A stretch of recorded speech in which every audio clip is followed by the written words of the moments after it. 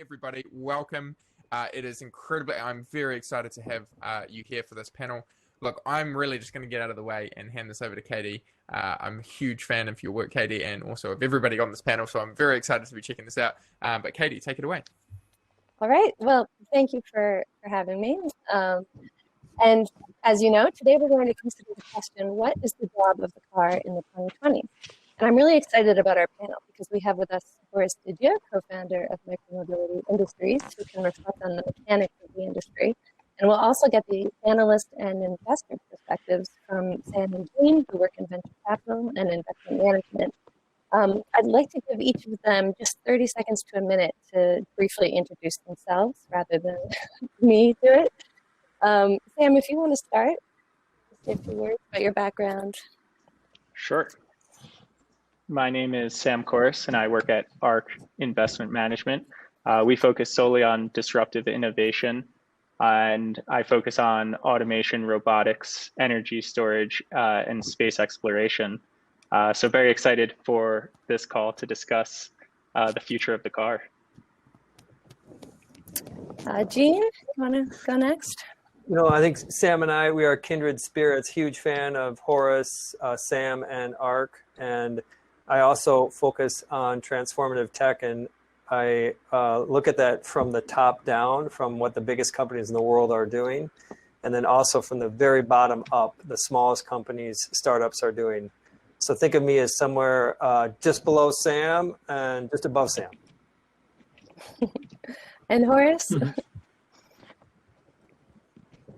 I am, as you said, co-founder of this wonderful forum we're on right now, Micromobility Industries. I've also, in the past, worked with Clay Christensen with speaking of disruption theory. Clay was my professor in B school back in the 90s, and we worked together for a few years at his institute. And also, I'm fortunate to have met Sam before, which, we actually did a podcast together out of their studio in New York. A big fan of their thinking as well on disruption. And Jean, because I had also a previous life as an Apple analyst, Jean is a giant in that field, and he and I ran into each other multiple times as well, Apple events, and we also have been on each other's shows and so on. So this is the best team, I think, to have to discuss the future of the car and how also it relates to the future of mobility in general. Great. Now, to state the obvious, what a car used to be and what it is today is certainly not what it will be like in the future. There's new technologies to consider, new models of ownership, new regulations. There's trends such as increasing urbanization, which we'll talk about, even aging populations. And these things can have real tangible implications for the automotive industry. And today we're going to dig into the challenging role of the car in society and think more about it. However, before we get into the question of what is the job of the car in the 2020s, we should first consider the question, what is a car? Now, Horace, you have a very specific definition of a micromobility vehicle, namely that it's one that weighs less than 500 kilograms, which is 1,100 pounds. I'm wondering, can you just turn that definition around and say that a car is any vehicle with wheels that weighs more than 500 kilograms? How do you think about this? That's a good question, because actually this is often, this becomes very emotional very quickly, because there are regulations of what a car needs to comply with, and then there are regulations about motorcycles, which are also requiring a driver's license. But there are very few regulations about bicycles, and there are very few regulations about motorized micro vehicles, and they're often in the gray zone. And so there's a lot of baggage that comes along with because of regulation. And I like to draw another line besides the weight line, which I think is a proxy for something deeper. But I like to draw the line of the driver's license. A driver's license is also sort of a badge which allows you to drive a vehicle which by society's standards is considered to be powerful, it's considered to be potentially dangerous, therefore requiring training, insurance, and a lot of legal responsibility and liability. And so the question should be really is like, not just is it should we reclassify vehicles according to the mass, but also its impact on the environment, their burden on society, but also in terms of, do they really require us to be cautious enough to have a license? And would a future, even with driverless cars, obsolete the notion of a driver's license? Would that license be held by a machine? Would it be held by a robot, if you will? So I'm not very dogmatic about this definition, but I would say the car is something that at least implicitly is defined as having a strong burden in terms of, because it is dangerous. Fundamentally, it is a lot of kinetic energy. It's both in terms of mass and velocity. Oh, And then interesting. I'll just Sam. jump off of jump off of that. And when we're thinking about the future of the car, I think the way that we cut it is it's this transformation of gas powered and human to electric and autonomous. And so that's the way that we like to slice it, which I guess is kind of a broader view, or tangential to what Horace is talking about, and overlaps a lot with that type of philosophy. And really, in those two transitions, you're really disrupting a huge amount of the way the world has worked in the past. Yeah. So in thinking about the job of a car in the 2020s, and say if you put on the lenses of the jobs to be done framework, what exactly is a car competing against? Horace mentioned other modes of mobility. Why do people hire a car as opposed to an e-bike or a scooter or some other form of transportation, particularly in urban centers? What are your thoughts? Can I jump in? Yeah. So I think this is the jobs framework allows us to see that things which don't appear to be in the same category do compete with each other. Famously, I remember when Clay was saying about this, he said, the BlackBerry competes with the Wall Street Journal, because when you're sitting at the airport, he notices people did the same thing. They either used one or the other when they were waiting. And so we hire things which media used to do for us. Now, in the case of transportation, it's a little bit more specific, as we think of it as something that just moves us or things. But fundamentally beneath that is, why do we move in the first place? I like to think of the car as this magical device that allows us to do two things. One is to be near one another, because we are craving company, so we will move closer together. And two, to be apart from one another, because we really get sick of each other and we want to be apart.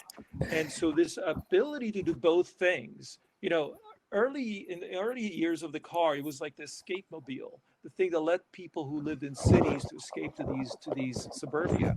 But now, if you're in suburbia, you're pretty bored all the time, so you want to escape somewhere where.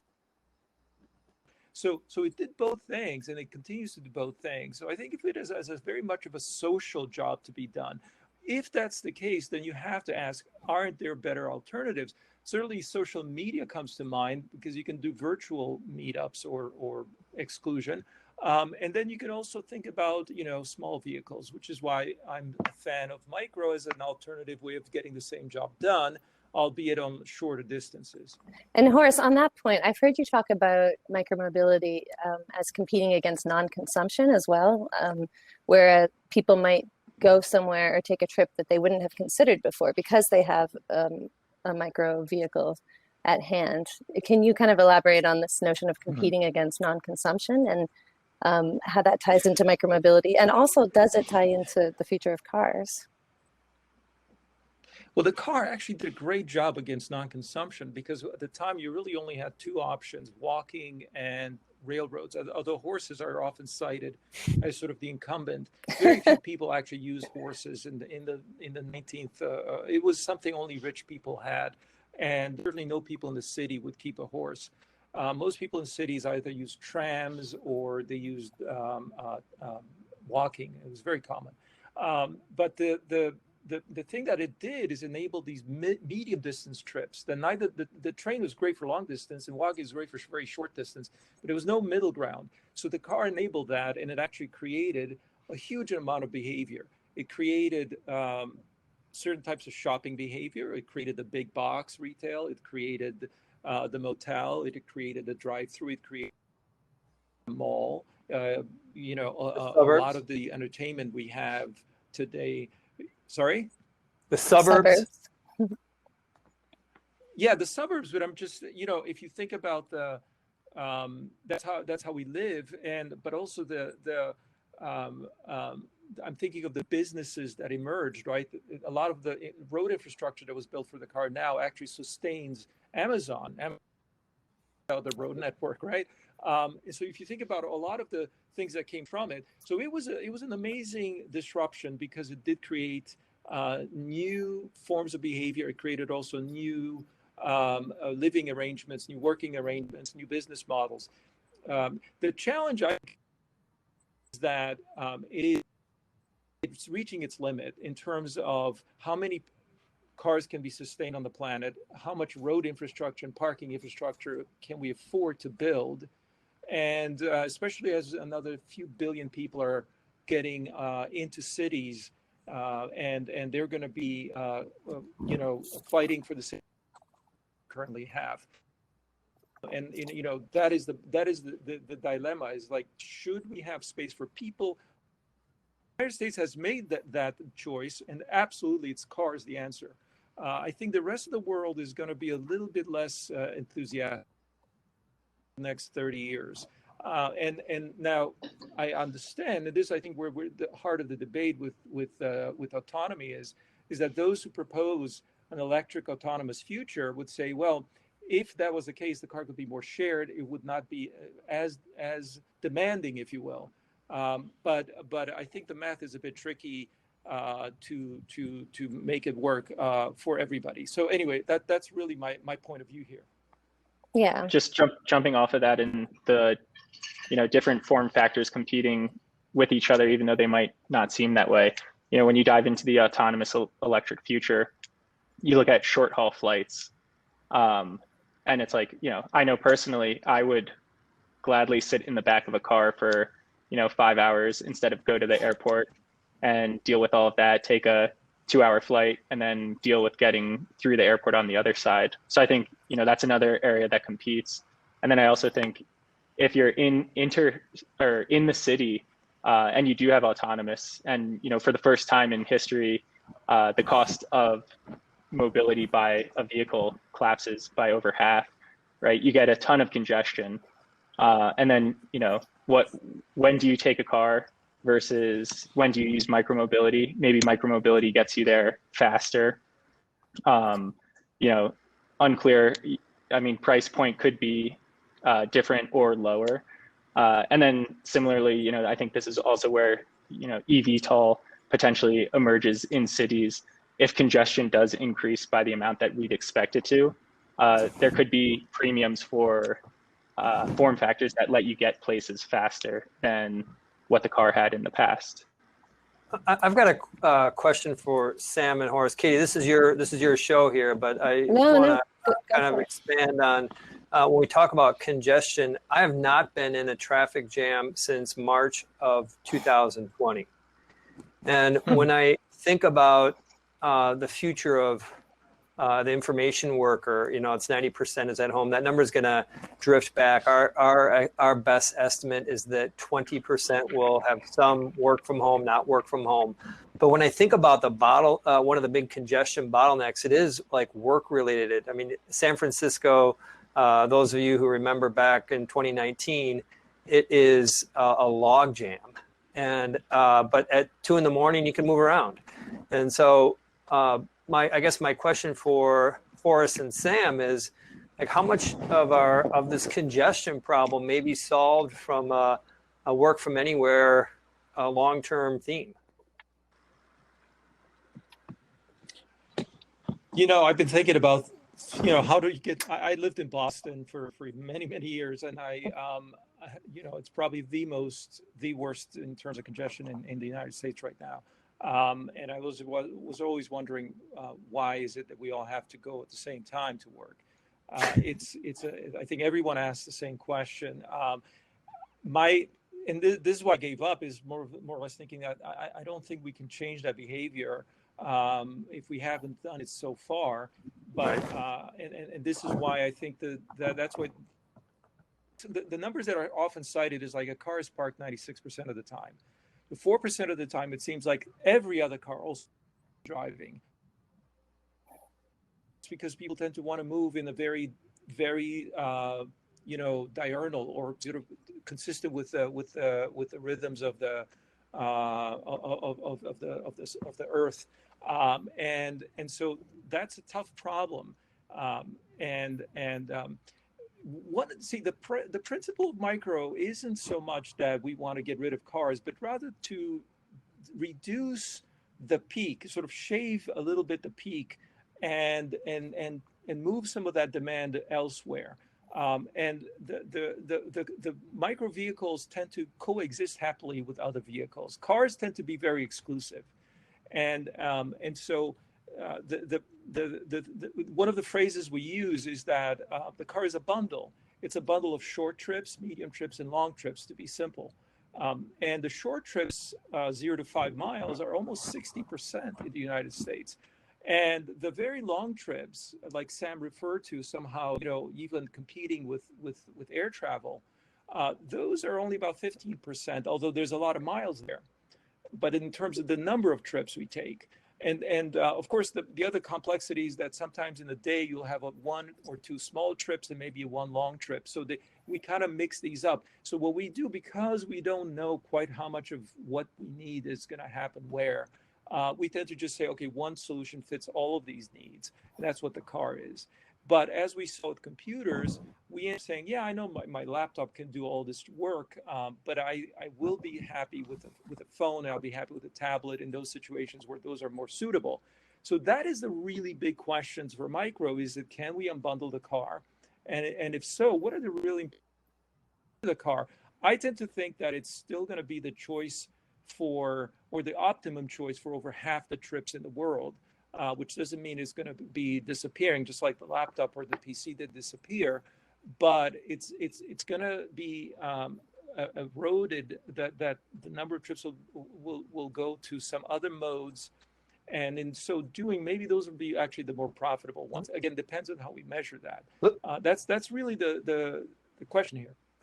Let me ask this: do we know how much of how much of miles driven every year is people driving back and forth from work? Is it 10% of how much we drive? I should know this number, but it's about a third of commuter trips. That's my understanding. Okay. Yeah. Which is interesting, because we tend to think automatically, yeah, all trips are commuter, but actually it's not. It's a third. Okay. And then it's also just interesting to think about the other, not just Zoom, but if you get autonomous mobility in different form factors, are those short trips where you're going to get food or pick up something, are those now delivered to you?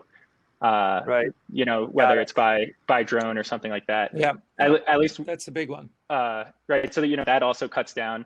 But then from the flip side, when we're thinking about it, is just the price elasticity of demand on travel itself.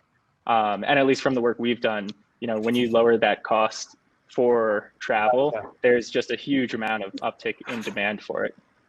I was hopeful that the work from anywhere theme would have helped congestion longer term. I'm not so hopeful right now after hearing both of you, but yeah, the unbundling question, I think, is multidimensional. It's not just across types, which is what I'm usually harping on about, but it is about these other things you mentioned. What about work at home? What about deferring some of that demand to delivery? So if shopping behavior goes away, that's already like probably 10 to 20% of trips. If work behavior is modulated, then again you might lose 10% of trips. And of course we're looking at what would we do? Because here's another funny thing I'm going to throw at you, which is this thing called Marchetti's constant.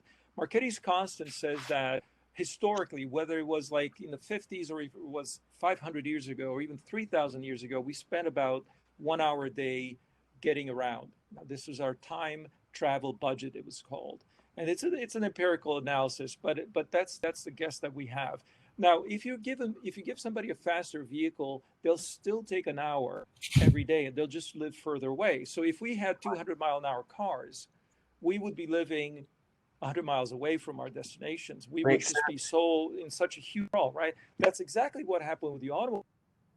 Instead of living in tenements, we ended up living in suburbs. And yet, so then when you ask this question, it says, what if we took away the demand for getting to work and getting to shopping? What are you going to do?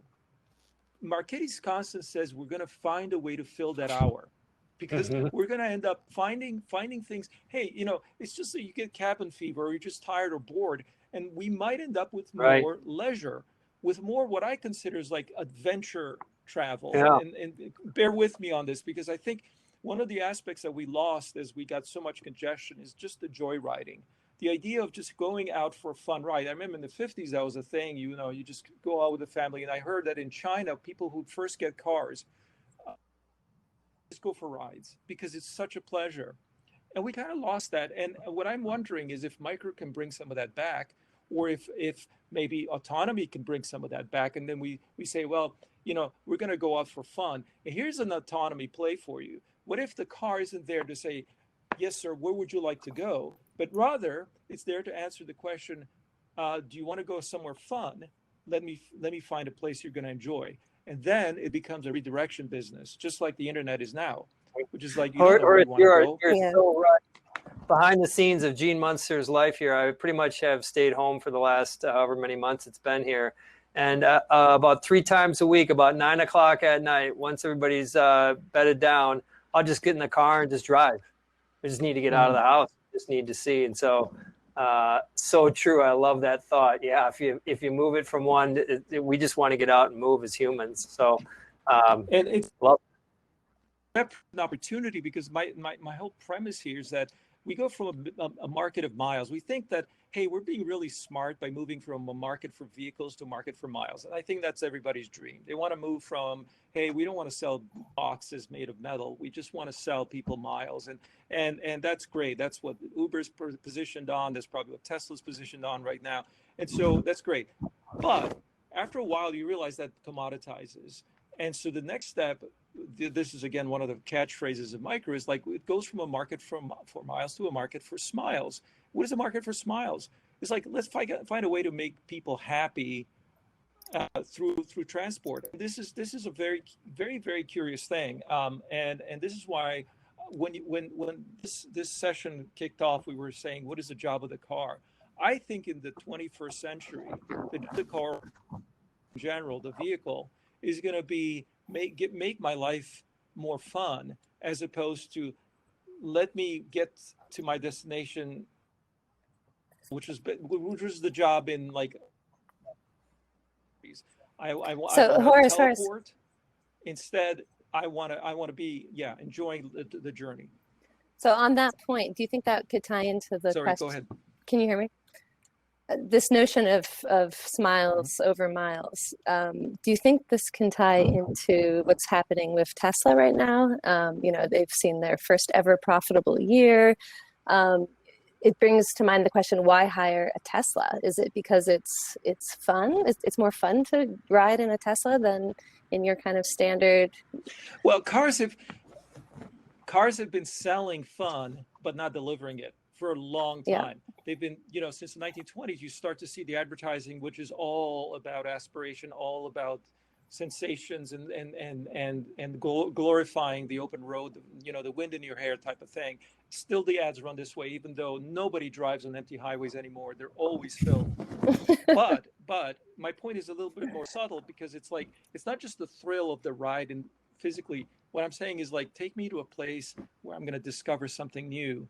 It's actually discovering destinations, and that problem. And that's, by the way, what we crave when we go on vacation. When we go on vacation, we crave adventure. We crave the idea of the new, and that is the thing that we just go. That's why we see museums. We don't see museums at home. We see them away somewhere else. Why?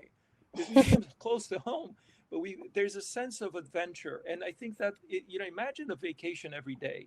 That's what we need to bottle up and then find a way to deliver that. Because when I started riding an e-bike, I felt like a kid again. And that joy of not knowing quite where you're going to end up, that was really part of it.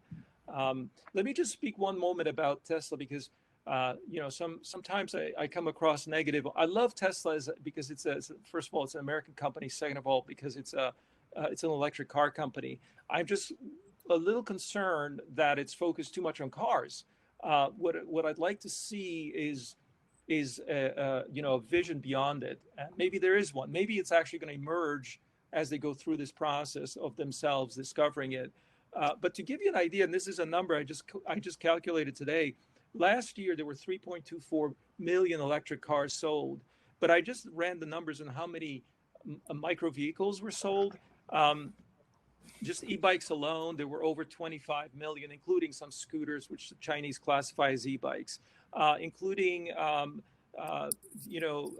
2 or 3 or 4 wheels. We're up to 160 million vehicles. Some of them are motor, some of them are not. So already the micro vehicle market is kind of invisible because it's not all counted as well as the car market is. So this is an appeal for everyone who's in tech today, whether you're Amazon, whether you're a Google, whether you're Apple, whether you're a Tesla, to look at this market of hundreds of millions of devices that are going to get built over the next few years. There's no question they're going to get built. The demand is there. And think about how to apply tech to them, because that's really I think the transformation that we're going to end up with, whether you think it's going to happen or not. I just think it's inevitable. And Sam, I know you're a bit more bullish on Tesla than Horace is. Do you want to kind of elaborate on that? How do you think about Tesla in this picture of the job of the car in the 2020s? Sure. I think that kind of emerges in this difference between, a hardware sale that's a one-time sale at hardware margins versus a recurring software product, right? And that's kind of what Horace was talking about. You're going from selling metal boxes to selling miles. And that's a very transformative business model transition there. And, to what you were saying, right, why do you choose a Tesla? Why would you choose a Google car? Why would you choose, some other vehicle? And, when we're looking at it, it's this winner take most for autonomous, right? And you've developed a system and it's good. And then people start riding in it and it gets better because you're delivering more miles. And then, someone else crosses this line where their system's, safe enough for a human, but maybe it's not getting you there as fast. Maybe it's not making left turns. So it's going, routes that it knows better. And right, then the end consumer chooses the vehicle that's better as opposed to the vehicle that's worse. And then it's kind of just a self-fulfilling data collection prophecy there. And Jean, building on what Sam just said, I heard you speak recently about Tesla's earning recap that just came out the other day, and how Tesla was making big announcements about kind of redesigning some of their cars, and also that they hope to deliver on full self-driving vehicles this year. What are your thoughts on kind of this slew of information that came out from Tesla on Wednesday? Take one step back, as I've been following companies for a long time. Probably been following companies for a long time. I've never seen anything like this with Tesla related to the passion on both sides of the conversation, the skeptics and the supporters. And we try to be just down the middle of the road and be as level-headed as possible. And I think that some of the things that were said this week were pretty hard to believe, specifically when Elon's talking about 50 billion in high margin revenue. Sam, feel free to disagree, but it doesn't matter in some ways whether it was, so basically what he said is that, talk about the value of Tesla and the value of what they're building with the network and the value of a car, your monetization of a car, the usage of a car will go up exponentially once it becomes autonomous, and therefore there's value creation that yields itself into the market cap. I have a hard time getting to his number, but it doesn't matter whether it's a 50 billion a year or 30 or 20, it's a big number. And I think that one of the big takeaways for me for Tesla for this year, I think one piece that's going to surprise people is how much much advancement they're going to have in FSD. And there's still this hard to believe. It really is hard to imagine a car being fully autonomous that you can buy the hardware today and with the software upgrade be fully autonomous in a year. It's hard for anyone to imagine that, but I think we're going to make a lot more progress than people realize, and that's going to surprise people. I think it's going to be one of the central topics in Tesla and give some credibility to Elon's big claim this week about all this money that can be created. I do struggle with Tesla owners wanting to give their cars up to the network, but I do see a lot of ma and pa, people who buy 5 or 10 vehicles and then submit it to the network. I think that's going to be a very real business. And I don't think people care if it's a Tesla or not. They just want a car there that's fast and cheap.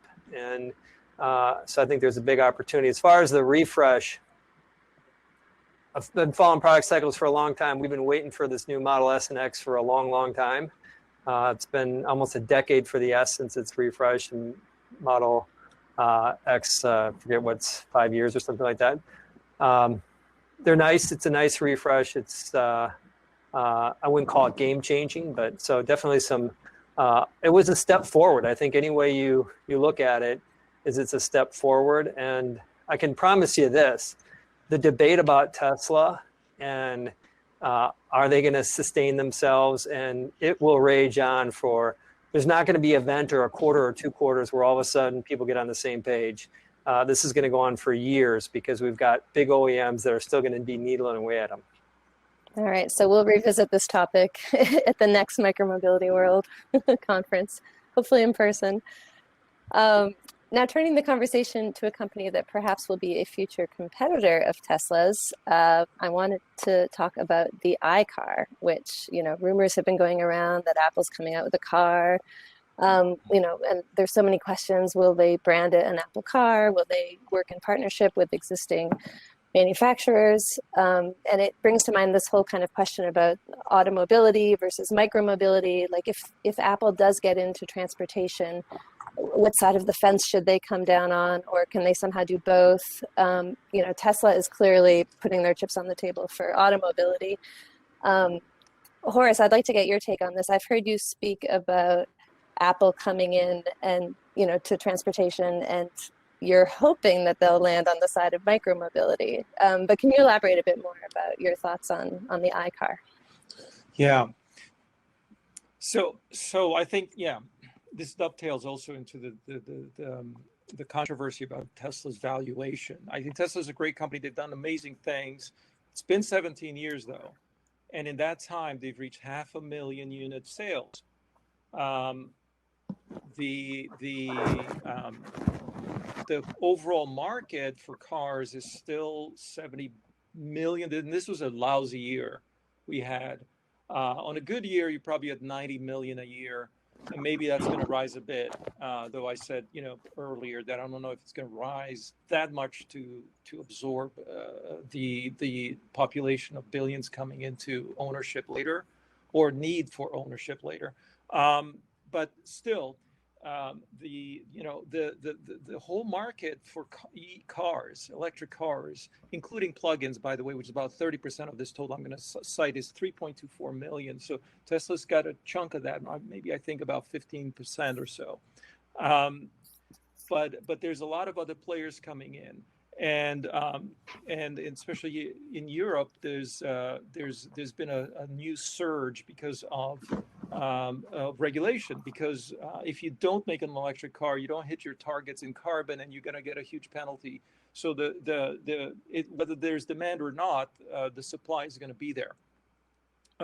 So my point is then that we're very early in an S curve for electric cars, and what Apple must have been looking at even years ago was like, well, when do we jump in? I don't think it's an if, it's a when, and they also must have been asking themselves, how do we get to the scale that makes sense for us?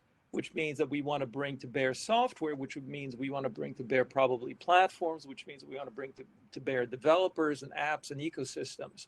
And those things don't really work at small numbers. So 500,000, as Tesla just achieved, is not a big number in the phone business or in the PC business. You need, millions, literally, and you know, BMW must have only 25 million customers, period. That's like their entire install base. So, you know, maybe Tesla is going to beat that, but it's still not a huge number. So my concern is unless you're looking at orders of magnitude more on the vehicle side, which again brings me back to micros could be an order of magnitude more than the car business. So why don't you just go there with your software and your autonomy and your sharing and your communications and your 5G? Actually, you know what? Those already happened. All of that's happened in micro because they're working on a 1-year cycle, not on a 5-year cycle or a 10-year cycle, which is what cars need. You know, Gene just mentioned how many years it's waiting for a refresh on the S and the X. I don't know. I think Lime and Bird are coming out with new scooters every few months. On that, I'd say, you know, not just Apple, but I mean, maybe we get into this later with traditional automakers. It's very hard to compete if you're not vertically integrated in pushing the frontier of technology, right? So these companies, and you see it now, these car companies come out with vehicles trying to compete with a Tesla, and you know, they're just not there on price or performance. They're having to make trade-offs because they're outsourcing parts that, you know, come from suppliers who haven't invested as aggressively in this future. And so it's like, when I think about it, I do think whether Apple or another company, the best way to compete is kind of orthogonally at this smaller form factor, a neighborhood electric vehicle.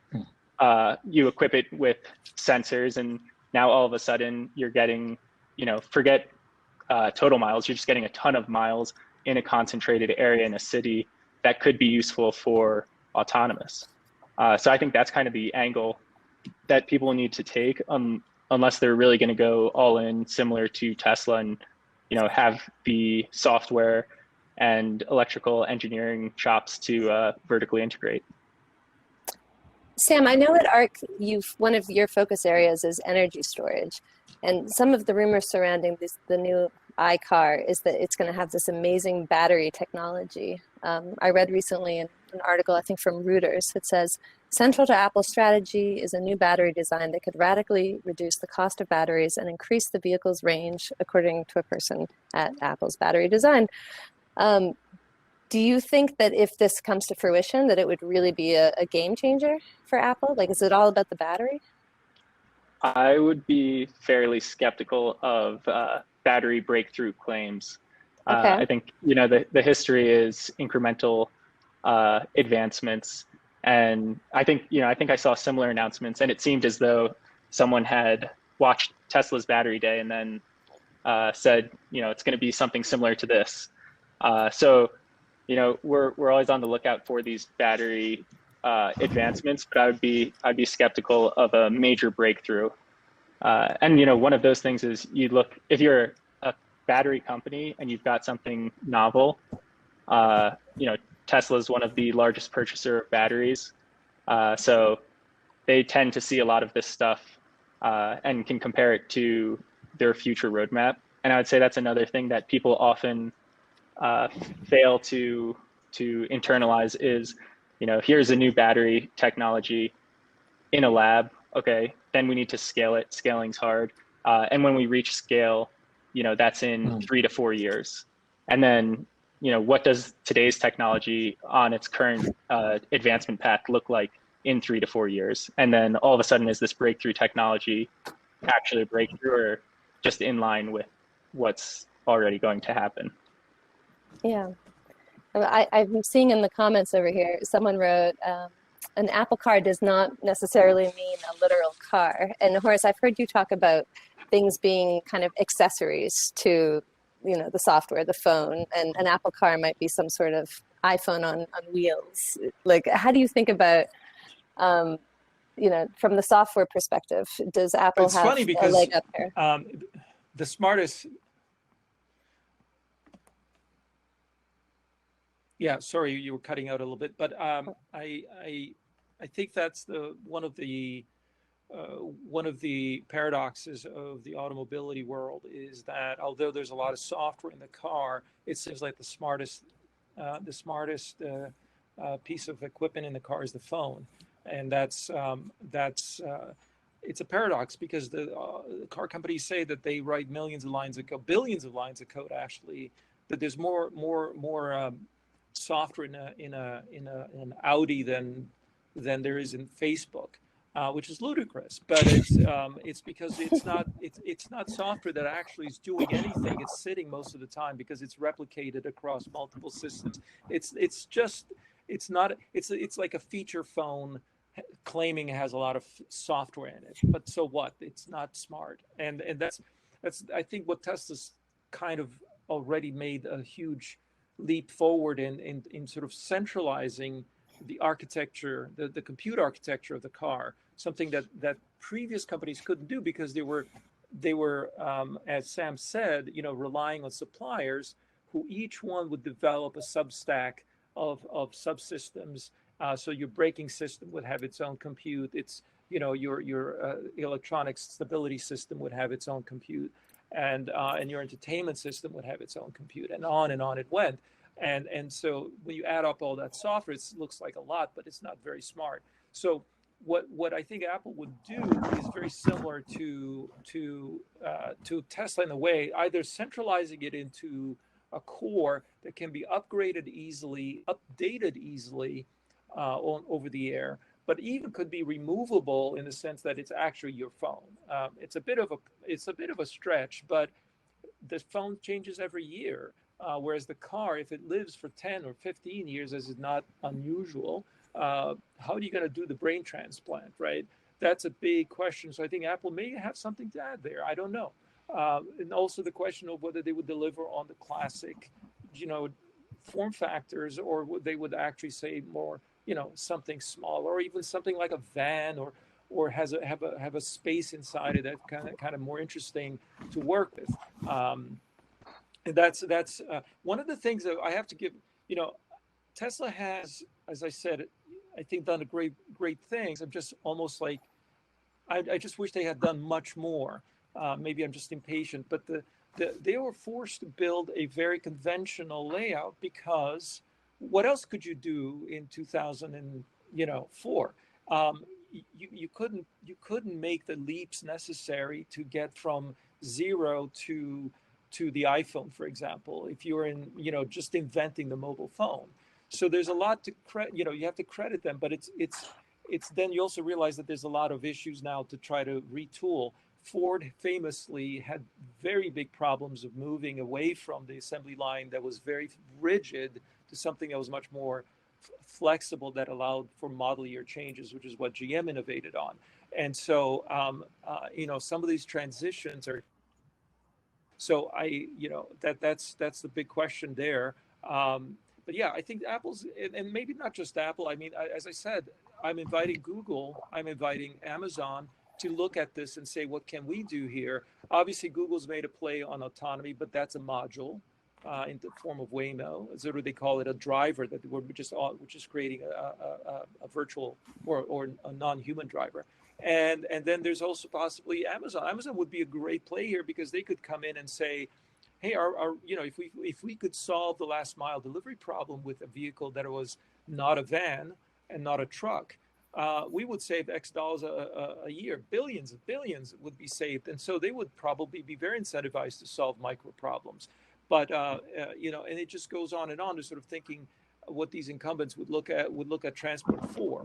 So I'm very bullish on the space overall. And I think I'd love to see more and more of these big boys come in, and girls, to look at this problem from with a fresh set of eyes. And Tesla is sort of like the only one who's really had the courage so far. Yeah, it'll be interesting to see what Apple does. I was reading a report from Morgan Stanley, and they're saying a noticeable percentage of Apple revenue in any given year comes from products and services that didn't exist 3 to 5 years ago. So Apple is quite skilled at creating new markets for their products. And they have a user base of about 1 billion iPhones, and it's growing at 9% annually. Gene, I'm curious, what's your take on the rumors of the iCar from kind of the investor perspective? Where there's smoke, there is fire, but the fire can be put out by the person who started it.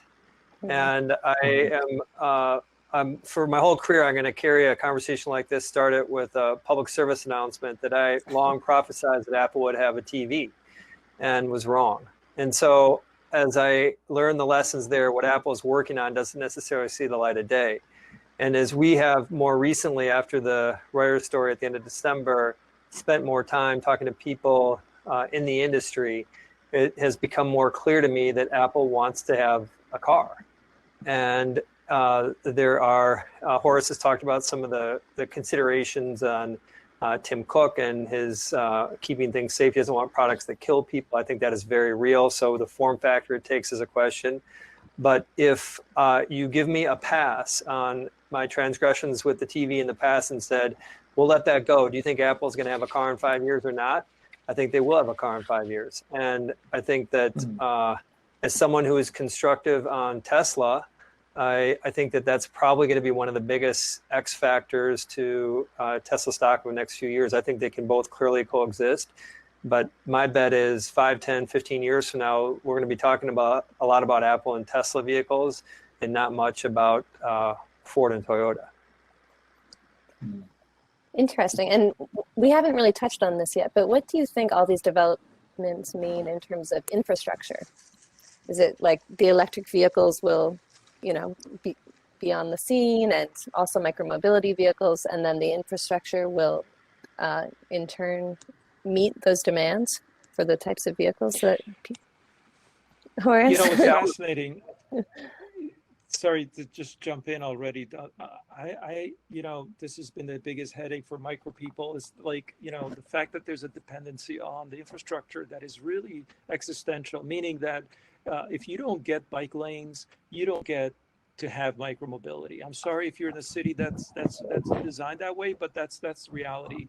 People will not do it, especially watch what women do. If women ride, then everybody rides. And women will not ride if they feel unsafe, and they're smart about that. Guys are not as smart about that. So it's true. Go to Denmark and you'll see this. You go to Denmark or the Netherlands, the majority of riders are women. And children. I lived in the Netherlands for 6 years. I was amazed to see 3-year-olds riding their bikes. It's like I said it in a it's not my quote, but it's like shellfish in a bay. The number of people who ride bicycles in a city is a measure of the health of the society. So the interesting so that's a huge problem, right? Dealing with the fact that you can't make safety happen unless you do something about the infrastructure. It's not particularly expensive to do it, by the way.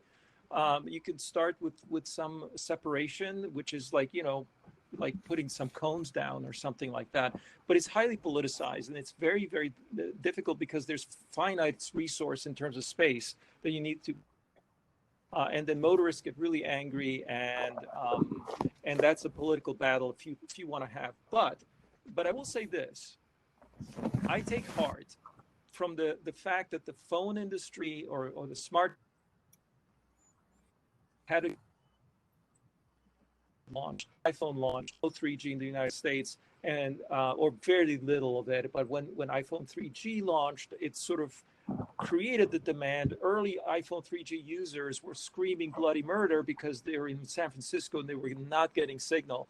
And the fact that these were wealthy individuals, prompted a lot of the eventual rollout of 3G and then LTE and now 5G. And the billions and billions of dollars are getting spent in infrastructure to support the smartphone industry and to support now effectively all compute is going to be done on 5G. Think about the amount of investment and how did that happen? Because I was having these raging arguments with people saying, no, you cannot have 3 billion smartphone users because there's not enough bandwidth, and there will never be enough bandwidth for 3 billion smartphone users. Well, we got 5 billion smartphone users, and we're getting more bandwidth than anyone dreamed of 5 years ago. Now, can this happen for effectively the physical infrastructure needed to move people or goods? And again, you go back to history and you see the way big roads were built, the interstate highway system, now in China, we have more highways being built in China than the entire world built in a century. And so you see these efforts, massive efforts to pave the world, if you will. And so if you can do it for the car, you can do it for the road. Micro actually is asking for a bit less, quite a bit less than that. And so this is a political discussion. We just have a new administration who's stated at least at the national convention, Joe Biden said we're going to invest in micromobility. Excellent. So let's see how quickly that can happen. And one more wild card is that if the majors go into this, and I'm saying, or new majors are created, the 5 largest companies in the world are all tech companies now, worth trillions of dollars each. If you look at those companies and ask them, would you help us build this infrastructure if you could do something cool with it? A lot of cities will invite people from the tech world to help them reconfigure themselves for a new future. Why not? It's going to be, there might be some privacy implications, but people have sacrificed a lot more in the past. Yeah, it really makes me think what sort of form factor like an iCar would take. And also someone made the comment, what does the panel think about GM's announcement yesterday that they're going to offer exclusively electric vehicles by 2035? Like, does Apple want to get in and compete against GM and Tesla? Is from a strategy point of view, and also, again, thinking about form factor and infrastructure, there's so many complex things going on in this space. Sam, what are your or Gene, and then Sam? I'll just go really quick because it's a one-liner from me. And when I saw the 2035, I thought they're in a tough spot. I know they've had a lot of good announcements lately, but they need to be thinking like 2025. Yeah. I'll continue What off do you of think, what Sam? GM is, I'd say they're the most advanced at electric marketing. And it seems as though their strategy seems to be driven by marketing rather than product and technology. And I'll wait to see them actually do something as opposed to just talk about or show a CGI version of something. Fair enough. We have only 4 minutes left. I want to leave a few minutes for questions from people in the audience. If you guys have any questions you'd like to ask any of the panelists, please type them in. I'll take a look.